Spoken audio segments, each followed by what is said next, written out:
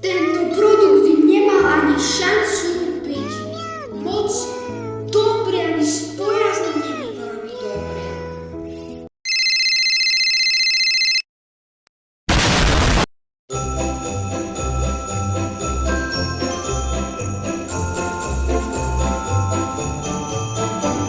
Čaute ľudia, a dneska vás vítam pri novom videu. Ako teraz vidíte, my si nejaké tie veci povieme o produkte, ktoré sa nazýva Lunchly. Máme tu tie také 3 kategórie, veľmi také slabé, ale zhodnotíme to na konci videa. Kategórie sú ďalšie príchute, kto to vytvoril a či to je vôbec dobré.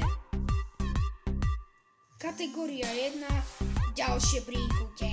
Poznáme príchute The Pizza, potom ešte poznáme Fiesta Nachos, potom ešte Turkey Stack M's a posledné BBQ Chicken Dippers. A to je všetko, ľudia.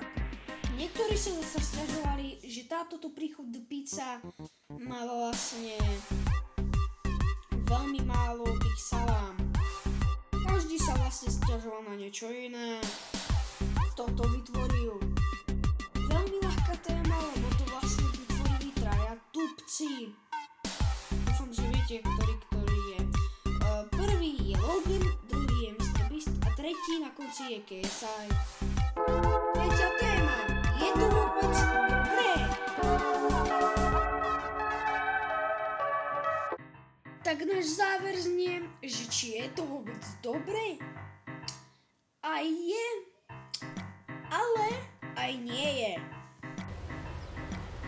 Wait a minute! Who are you? Vlastne sa sťažovali na toto.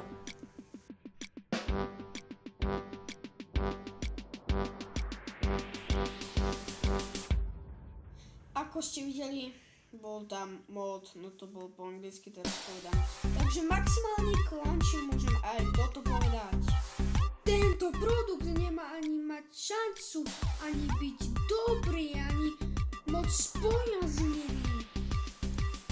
Ale naopak, zase, ten produkt vlastne to comebackol tým, že vlastne už to dal naopak, že už tam nebol v tom síre mold, like, že proste I like my cheese moldy, bro, hej, chápeš, ale oni to comebackli, že tam nebol. Záverné hodnotenie tohto tu na produktu je 12 z 20.